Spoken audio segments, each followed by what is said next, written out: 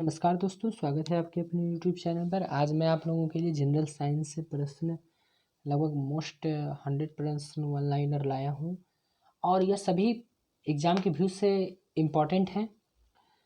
और अगर दोस्तों आपको वीडियो पसंद आए तो लाइक एवं सब्सक्राइब जरूर कीजिएगा और मेरा सहयोग जरूर कीजिएगा। दोस्तों चलिए शुरू करते हैं।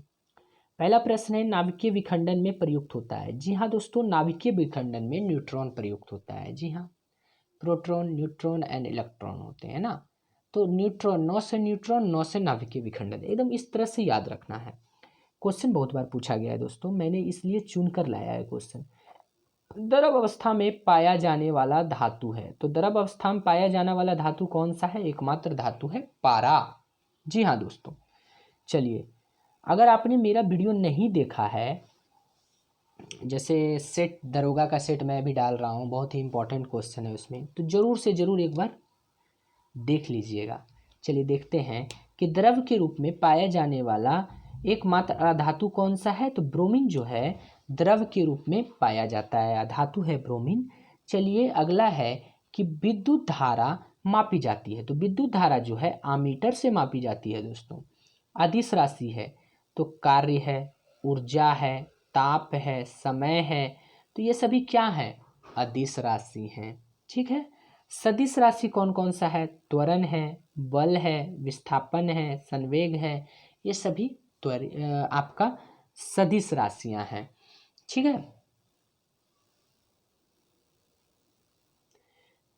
अगला हम लोग देखते हैं दोस्तों, शुष्क बर्फ। तो ठोस कार्बन डाइऑक्साइड को शुष्क बर्फ कहा जाता है।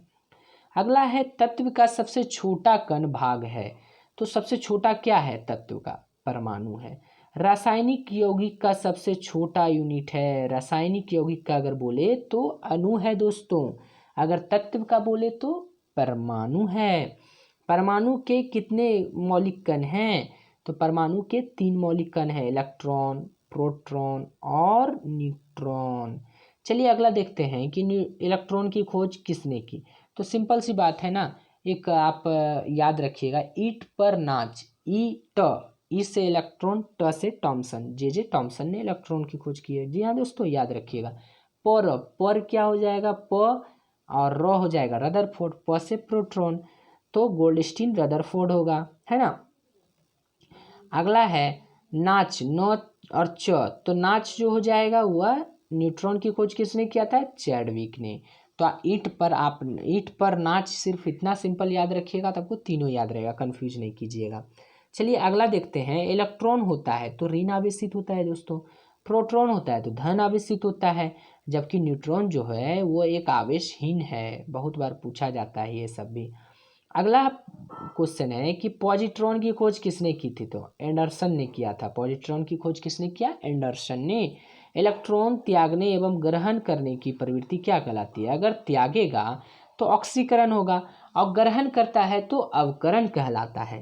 प्रोटॉन का भार इलेक्ट्रॉन के भार का कितना गुना होता है? प्रोटॉन का जो भार है इलेक्ट्रॉन के भार का 1840 गुना होता है दोस्तों, इतना ज़्यादा। जी हाँ दोस्तों, 1840 गुना। याद रखिएगा, प्रोटॉन का भार जो है इलेक्ट्रॉन के भार का 1840 गुना होता है। वैद्युत अपघटन में ऑक्सीजन होता है तो एनोड पर होता है। वैद्युत अपघटन में जो होगा ऑक्सीजन एनोड पर होगा, ऑक्सीडेशन में, है ना। ऑक्सीकरण जो होगा वैद्युत अपघटन में जो एनोड पे होगा। अगला हम लोग देखते हैं कि परमाणु के नाभिक की खोज किसने किया था? तो परमाणु के नाभिक की खोज किसने किया? रदरफोर्ड ने। किसने किया? रदरफोर्ड ने। परमाणु के नाभिक में होते हैं प्रोटॉन व न्यूट्रॉन होते हैं, इलेक्ट्रॉन तो चारों तरफ घूमते रहते हैं दोस्तों। तो नाभिक में कौन होगा? प्रोटॉन और इलेक्ट्रॉन, जैसे ऐसे है ना। तो ये नाभिक है, इसमें प्रोटॉन और इलेक्ट्रॉन होंगे और प्रोटॉन और आपका न्यूट्रॉन होगा, प्रोटॉन और न्यूट्रॉन होंगे बीच में, और इलेक्ट्रॉन तो ऐसे ऐसे घूमते रहेगा, है ना। तो याद रखिएगा, परमाणु के नाभिक में कौन होंगे? पी प्लस एन मतलब प्रोटॉन और न्यूट्रॉन नाभिक में होंगे। चलिए दोस्तों अगला प्रश्न हम लोग देखते हैं कि अगला क्या कहता है कि एक तत्व के परमाणु में प्रोटॉन या इलेक्ट्रॉन की संख्या कहलाती है। परमाणु संख्या कहलाती है, प्रोटॉन और इलेक्ट्रॉन की संख्या क्या कहलाएगी? परमाणु संख्या। अगला है कि ऐसे परमाणु जिनके परमाणु क्रमांक समान परंतु परमाणु द्रव्यमान अलग होते हैं तो वह समस्थानिक कहलाते हैं। अरे भैया, परमाणु क्रमांक समान होगा तो समान स्थान पे ना दोनों बैठेगा, सिंपल ऐसे याद रखिए, याद नहीं होता है तो समस्थानिक, समान स्थान पे बैठेगा। भार से उसको क्या मतलब है? भार से मतलब है समस्थानिक को नहीं। ठीक है, चलिए अगला देखते हैं कि ऐसे परमाणु जिनकी द्रव्यमान संख्या समान होती है परंतु भिन्न होती है क्या? परमाणु संख्या, तो समभारिक कहलाते हैं। देखिए यहाँ पर भार बोल रहा है ना, द्रव्यमान संख्या, तो भार से संबंधित है, समभारिक हो जाएगा दोस्तों। आधुनिक आवर्त सारणी प्रस्तुत किया तो किसने किया था? मेंडलीव ने। अगला है आवर्त सारणी के उदग्र तथा क्षैतिज स्तंभों को कहते हैं। क्रमशः देखिए, उदर्ग को जो है क्या कहेंगे? वर्ग, और आवर्त कहेंगे, है ना, स्तंभ, क्षैतिज स्तंभों को क्या कहेंगे? आवर्त कहेंगे दोस्तों। अगला देखते हैं, आवर्त सारणी का पहला तत्व है, तो आवर्त सारणी का पहला तत्व कौन है? हाइड्रोजन। अगला है कि तत्वों का सबसे पहले वर्गीकरण किसने किया था? तो डेवोर्नियर ने किया था सबसे पहले वर्गीकरण। अगला प्रश्न है कि आधुनिक आवर्त सारणी में वर्ग कितने होते हैं? 7 होते हैं दोस्तों। आवर्त की संख्या कितनी होती है? वर्ग 18 होते हैं दोस्तों। आवर्त जो होते हैं वह 7 होते हैं। आवर्त जो हैं 7 होते हैं, ऐसे ऐसे, ये जो है 18 होंगे, ये जो है 7 होंगे, याद रखिएगा दोस्तों। ये क्या कितने होंगे? 7 होंगे। ऐसा ही नहीं रहता है। नॉन स्टिक बर्तन बने होते हैं तो टेफ्लॉन की, उसमें काला जैसा जो परत रहता है वो टेफ्लॉन का रहता है। अयस्क में उपस्थित अशुद्धि कहलाता है, तो क्या कहलाता है? अयस्क में उस जो अशुद्धि रहता है वह गैंग कहलाता है दोस्तों। खनिजों एवं अयस्कों से धातु प्राप्त करने की विधि क्या कहलाती है? धातु कर्म। अगला है कि बर्तन में कलई के लिए उपयोग किया जाता है, अमोनियम क्लोराइड का प्रयोग किया जाता है। बर्तन को अगर कलई करना है तो अमोनियम क्लोराइड का प्रयोग किया जाता है। पटाखों में हरा रंग होता है ना, जब वो आतिशबाजी के समय हरा रंग निकलता है तो वह बेरियम के कारण निकलता है। किसके कारण? बेरियम के कारण। आतिशबाजी के दौरान लाल चटक रंग जो होता है वह होता है स्ट्रोंशियम के कारण। स्ट्रोंशियम के कारण लाल चटक रंग होगा। अगला है कि भविष्य का ईंधन कहा जाता है, तो भविष्य का ईंधन किसे कहेंगे? हाइड्रोजन को। मार्स गैस कहते हैं तो मीथेन को, है ना। नोबेल गैस किसको? हीलियम को। तो नोबेल गैस 6 है ना, या 5 है, आपको बताना है। सर्वाधिक हल्की गैस कौन सी है? हाइड्रोजन, है ना। सबसे हल्की धातु कौन सी है? लिथियम। सबसे भारी धातु कौन सी है? ऑस्मियम। सबसे कठोर धातु कौन सा है? प्लेटिनियम। प्लेटिनियम सबसे कठोर धातु कौन है? प्लेटिनियम। एकदम याद रखिएगा दोस्तों, इंपॉर्टेंट क्वेश्चन है ये सब। सबसे कठोर पदार्थ कौन है? हीरा। अगला प्रश्न है कि सबसे प्रत्यास्थ धातु कौन है? स्टील। अगला है कि गुब्बारों तथा वायुयान के टायरों में भरा जाता है, तो हीलियम गैस भरा जाता है क्योंकि हल्का ना होगा दोस्तों। अश्रु गैस है, क्लोरोएसिटोफिनोन को अश्रु गैस कहा जाता है। हंसने वाली गैस है तो नाइट्रस ऑक्साइड N2O हंसने वाली गैस है। जल की अस्थायी कठोरता का कारण है कैल्शियम का एवं मैग्नीशियम के बाइकार्बोनेट। क्या? कैल्शियम एवं मैग्नीशियम के बाइकार्बोनेट जो हैं जल के अस्थायी कठोरता का कारण है। चलिए अगला प्रश्न हम लोग देखते हैं दोस्तों। जल में जल में अस्थायी कठोरता का वो कारण था। अस्थायी कठोरता का कारण क्या होगा? कैल्शियम और मैग्नीशियम के सल्फेट का घुला होना। तो सल्फेट अगर घुला रहेगा कैल्शियम और मैग्नीशियम का तो वह होगा अस्थायी कठोरता। और अस्थायी कठोरता, कार्बोनेट अगर घुला रहेगा इसका तो अस्थायी कठोरता होगा। जल की अस्थायी तथा अस्थायी कठोरता दूर होती है। तो जल में सोडियम कार्बोनेट अगर आप मिला दो तो जल की स्थायी और अस्थायी कठोरता दोनों दूर हो जाएगी ना। आपको ये बताना है कि कपड़ा धोते हैं ना, तो कपड़ा में कौन सा यूज किया जाता है? सोडियम बाइकार्बोनेट करते हैं या कार्बोनेट करते हैं, आपको ये बताना है दोस्तों। चलिए अगला है कि जल का शुद्ध रूप है, तो वर्षा का जल जो है वह जल का शुद्ध रूप है। भारी जल है, ड्यूटेरियम ऑक्साइड जो है उसका परमाणु कितना होगा, D2O का 20 होता है दोस्तों। कितना होता है, 20। अगला देखते हैं अनुभार। भारी जल खोज 1932 में यूरे तथा वाशबर्न का रासायनिक नाम क्या है। तो भारी जल जो है किसने किया जाता, खोज उसका किया था यूरे तथा वाशबर्न ने किया था। इसका रासायनिक नाम क्या है, ड्यूटेरियम ऑक्साइड। क्या नाम है, रासायनिक ड्यूटेरियम ऑक्साइड, D2O। अगला है कि कृत्रिम वर्षा के लिए प्रयोग में लाया जाता है। तो सिल्वर आयोडाइड का प्रयोग लाया जाता है कृत्रिम वर्षा के लिए प्रयोग में। अगला है कि लोहे का शुद्ध रूप होता है। तो भैया लोहे का पिटवा शुद्ध रूप होता है। अगर आप भूल जाते हैं तो सिंपल से याद रखिएगा। तो जितना आप बच्चे को अगर पीटिएगा नहीं तो वो मजबूत कैसे बनेगा, मजबूत तो लोहा होता है। तो बच्चे को पिटाई करना भी जरूरी है कभी कभी, तो फिर अपने मन से चलने लगेंगे तो फिर पढ़ सकेंगे वो। तो उसी प्रकार तो पीटना जरूरी है, मतलब पिटवा लोहा जो है वह बहुत मजबूत होता है, मतलब शुद्ध रूप है। लोहे के किस रूप में कार्बन की मात्रा न्यूनतम होती है। तो कार्बन की मात्रा न्यूनतम किस में होती है, पिटवा लोहा में। अगला है,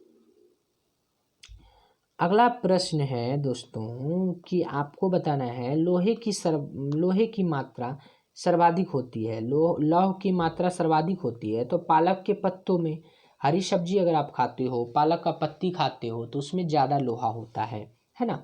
लोहे को जंग से बचाने के लिए चढ़ाई जाती है। तो जिंक की परत चढ़ाई जाती है जिसको कहते हैं यसद लेपन हिंदी में बोलते हैं, इंग्लिश में गैल्वेनाइजेशन की प्रक्रिया बोलते हैं। एग्जाम में जो रहे सही से देख के टिक करके आना है दोस्तों। विद्युत एवं उष्मा का सर्वोत्तम चालक क्या है, चांदी। अगला बात कर लेते हैं कि शुद्धतम सोना होता है। तो 24 कैरेट का होता है दोस्तों।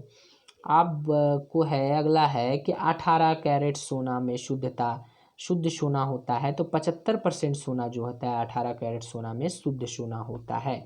अच्छा, बेवकूफ़ों का सोना किसे कहते हैं दोस्तों। तो बेवकूफ़ों का सोना जो है वह पैराइट को कहते हैं। किसको कहते हैं, पैराइट को कहते हैं। जी हाँ दोस्तों, बेवकूफ़ों का सोना पैराइट को कहा जाता है।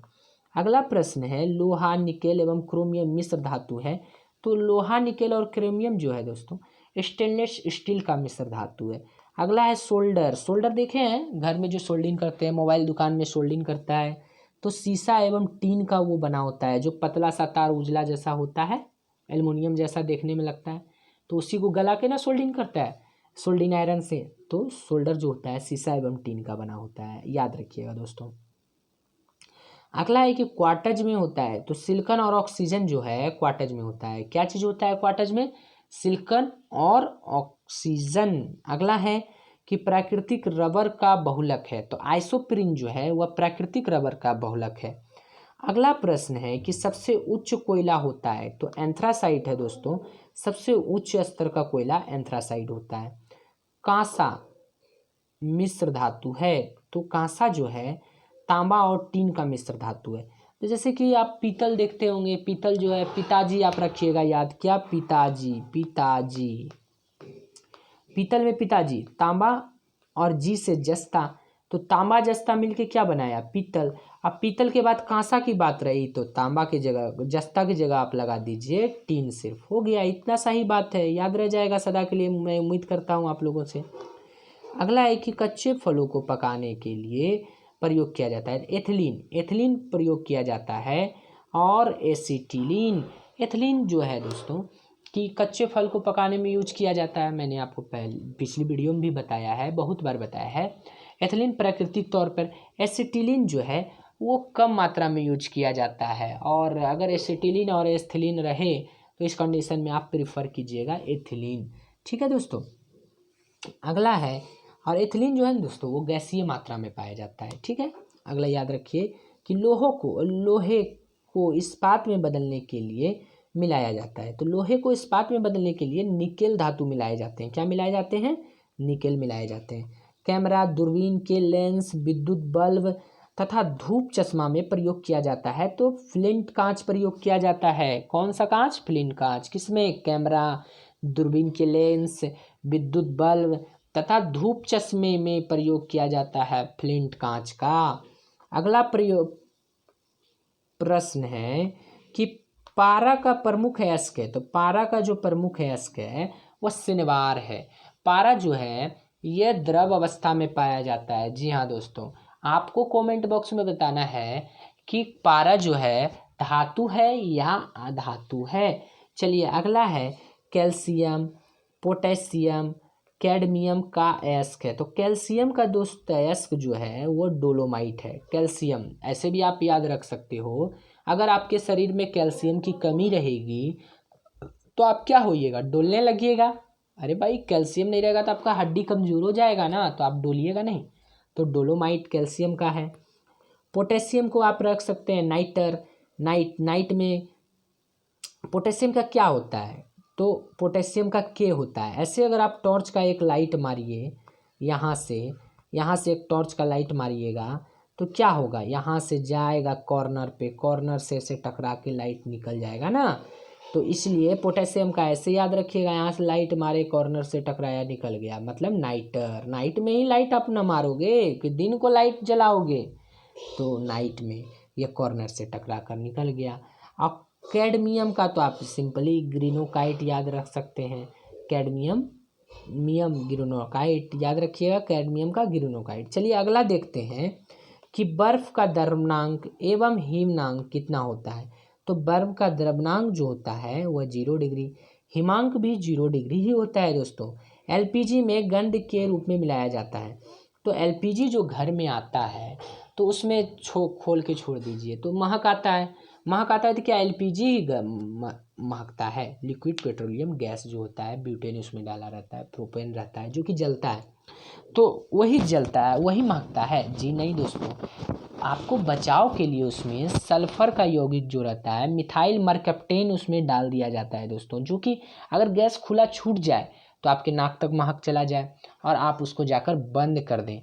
ठीक है, चलिए तो आप याद रखिएगा गैस में क्या डाला रहता है गंध के रूप में, मिथाइल मरकप्टेन। तो 1 मोल बराबर होता है 6.022 इंटू 10 टू दी पावर कितना, देखिए दोस्तों 10 टू द पावर 23 1 मोल के बराबर होता है। अगला है कि एक एवोगाड्रो संख्या होती है 6.022 इंटू 10 टू द पावर 23।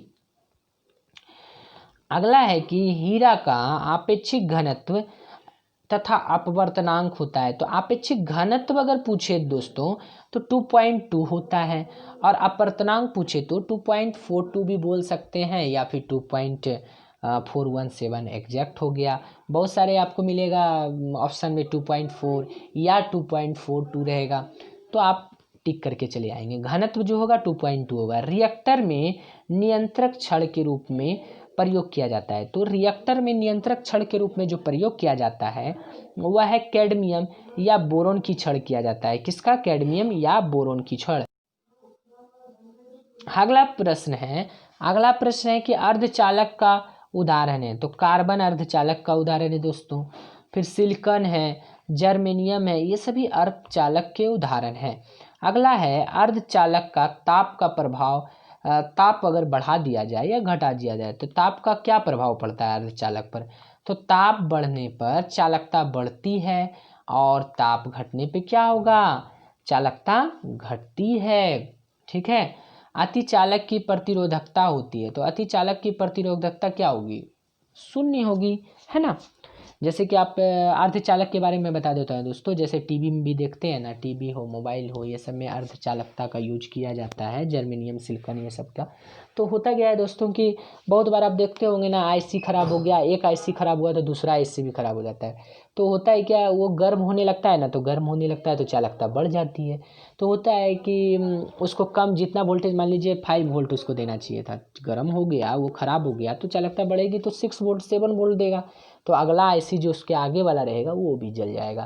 तो आप लोग मोबाइल भी ठीक कराने जाते होंगे तो बोलता होगा कि 2 आईसी जल गया, एक आईसी की जगह 2 आईसी जल गया, तो आप तुरंत ठीक नहीं कराइएगा तो यही चीज़ होगा। ठीक है, तो अर्धचालकता वो भी एग्जाम्पल आप याद रख सकते हैं उस तरह से। सोडा वाटर विलयन है। तो सोडा वाटर जो है गैस और द्रव का विलयन है, याद रखिएगा दोस्तों। अम्लों का राजा कहलाता है। तो H2SO4 है दोस्तों, अम्लों का राजा कहलाता है।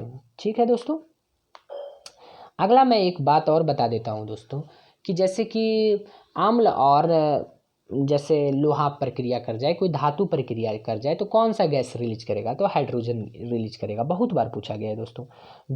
ठोसों में ऊष्मा का संचलन होता है चालन विधि द्वारा। ठोसों में ऊष्मा का संचलन कैसे होगा? चालन विधि द्वारा होगा। कान पर ध्वनि का प्रभाव रहता है, तो 1/10 सेकेंड कान पर ध्वनि का प्रभाव रहता है दोस्तों। प्रतिध्वनि सुनने के लिए श्रोता एवं प्रवर्तक सतह के बीच की न्यूनतम दूरी कितनी होनी चाहिए? 14 मीटर। अगर आपका 14 मीटर की दूरी नहीं होगी तो आप प्रतिध्वनि युग को नहीं सुन पाएंगे, इको को नहीं सुन पाएंगे आप। चलिए, अनुप्रस्थ तरंग का उदाहरण है। अनुप्रस्थ तरंग का क्या उदाहरण है? तो देखिए दोस्तों, प्र आप ऐसे याद रखिएगा, प्र है प्रकाश, अनुप्रस्थ तरंग का उदाहरण जो है वह प्रकाश है। अनुदैर्घ्य तरंग का उदाहरण बोल दे तो वह ध्वनि तरंग है। अगला है कि ध्वनि तरंगे गमन करती हैं, तो वह लंबवत गमन करती हैं दोस्तों। मनुष्य नहीं सुन सकता है, तो प्राश्रव्य ध्वनि, प्रस्रव तरंग नहीं सुन सकते हैं। अच्छा, मनुष्य जो सुनता है तो कितना हर्ट्ज के बीच में? 20 से 20,000 हर्ट्ज के बीच में मनुष्य सुन पाता है। उससे ना कम सुन पाता है ना ही ज़्यादा। आप अस्पताल जाते हैं, अल्ट्रासाउंड आप सुनते हैं, क्यों उसका नाम अल्ट्रासाउंड पड़ा? क्योंकि अल्ट्रासाउंड मतलब बहुत बड़ा आवाज़ उसमें निकलता है, जो कि हमारे कान पर जो है ना सुन नहीं पाता है हमारा कान, और उसी से हमारा इमेज खींच लेता है अंदर ना। उसके बाद देखते हैं कि रात को चमगादड़ उड़ जाता है, उड़ता है, उसको सब चीज़ दिखता है। कैसे?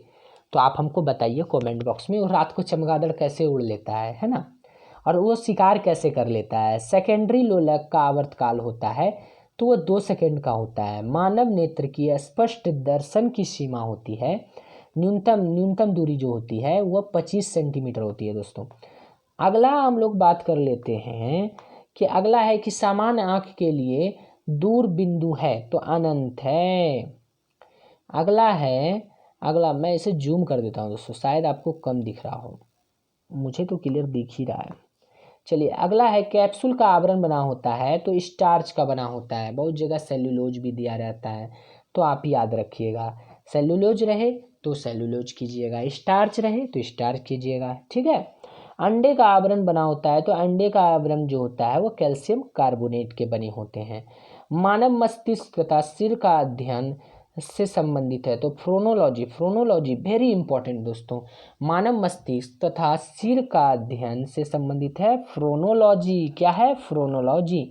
अगला है डिहाइड्रेशन से प्रायः कमी होती है, तो डिहाइड्रेशन से प्राय क्या? सोडियम क्लोराइड की कमी हो जाती है ना। सोडियम क्लोराइड NaCl जिसका होता है सूत्र, और किसको बोलते हैं? घर में जो नमक खाते हैं ना, वही ना है सोडियम क्लोराइड। हाँ, अगर बहुत बार ऐसे क्वेश्चन भी पूछा गया है कि डिहाइड्रेशन अगर आपको हो गया है तो उसमें डॉक्टर या कोई भी सलाह क्या देता है? नहीं पीना चाहिए, पानी नहीं पीना चाहिए, और क्या नहीं पीना चाहिए। तो इस तरह से ऑप्शन रहेगा। तो उसमें अगर अल्कोहल रहे, मतलब दारू नशा वाला जो अल्कोहल होता है, तो अल्कोहल नहीं पीना चाहिए डिहाइड्रेशन के समय, ठीक है। वस्तु का भार अधिकतम होता है तो निर्वात में होता है। जी हाँ, वस्तु का भार जो होता है निर्वात में अधिकतम होता है। कृत्रिम सिल्क कहलाता है तो रेयन को जो है कृत्रिम सिल्क कहा जाता है। आम का वैज्ञानिक नाम क्या है? तो मैंजीफेरा इंडिका। मैंजीफेरा इंडिका जो है आम का वैज्ञानिक नाम है। आपको बताना है ये कमेंट बॉक्स में कि मेढक का रासायनिक नाम क्या होता है दोस्तों। रेफ्रिजरेटर में है ना, रेफ्रिजरेटर में जल को ठंडा करने के लिए प्रयोग किया जाता है तो अमोनिया गैस का प्रयोग किया जाता है दोस्तों। NH3 अमोनिया गैस को लिखते हैं ना, याद रखिएगा। अमोनिया गैस को क्या लिखते हैं? NH3। तो इसको लैब में जो बनाते हैं तो हैबर विधि द्वारा बनाया जाता है, बहुत बार पूछा गया है। रेफ्रिजरेटर का आविष्कार किसने किया? James Harrison. किसने किया? James Harrison. रेफ्रिजरेटर में एक समान ताप को बनाए रखने के लिए थर्मोस्टेट को लगाया जाता है दोस्तों। चलिए, कमरे में रखे रेफ्रिजरेटर का दरवाज़ा खोल दिया जाता तो कमरे का ताप क्या होगा? बढ़ जाएगा दोस्तों। अगर कमरे में रेफ्रिजरेटर रख के आप अगर ठंडा कमरे को कर लेते तो क्यों उतना महंगा AC लगाता? 4,000 5,000 में रेफ्रिजरेटर को ही खोल के ठंडा कर लेते ना। तो ऐसा नहीं है, तो बढ़ जाता है कमरे का ताप। अगला है कि पेप्सिन प्रोटोन को बदलता है तो पेप्सिन जो है प्रोटोन को पेप्टाइड में बदलता है। किसमें? पॉलीपेप्टाइड में बदलता है दोस्तों। चलिए, अगला प्रश्न है गोबर गैस संयंत्र के आविष्कारक कौन हैं? तो अपने भारत में ही कोई होंगे ना, तो सीबी देसाई हैं। गोबर गैस से प्राप्त होने वाली गैस है तो वह मीथेन है। गोबर गैस का महत्वपूर्ण घटक कौन है? मीथेन। अगला है कि सोडा वाटर बनाने के लिए प्रयुक्त होता है कार्बन डाइऑक्साइड गैस। अगला है कि सभी गैस शून्य आयतन घेरेगा तो -273 डिग्री सेल्सियस पर। अगर आपसे बोल दिया जाए दोस्तों, एक प्रश्न हमारी तरफ से कि परम शून्य ताप का मान होता है, तो परम शून्य ताप का मान कितना होता है? तो -273 डिग्री सेल्सियस। ऐसे परफेक्ट अगर बोले तो -273 डिग्री ना, छोड़ दीजिए, इसको मिटा दीजिए, 0.15 डिग्री सेल्सियस, 0.15 लगाना नेसेसरी होगा अगर परफेक्ट लिखा रहे एग्जाम में तो। अब ऐसे क्वेश्चन आ जाए कि परम शून्य किसे कहते हैं, परम शून्य ताप किसे कहते हैं, आपका ये ऑप्शन में लिखा रहे 273 डिग्री, 275 डिग्री, 280 डिग्री, इनमें से कोई नहीं। अगर इनमें से कोई नहीं लिखा रहेगा तो आप 273.3 ना परफेक्ट मारिएगा, तो उस कंडीशन में इनमें से कोई नहीं चुनिएगा। ऐसा बहुत रेयर केस में कोई बड़े एग्जाम में आएगा, ऐसे सिंपली नहीं आएगा। अगर दोस्तों वीडियो मेरा पसंद आया हो तो लाइक एवं सब्सक्राइब जरूर कीजिएगा, हेल्पफुल रहा हो तो अपने दोस्त को शेयर कीजिएगा। चलिए मिलते हैं अगली वीडियो में, धन्यवाद।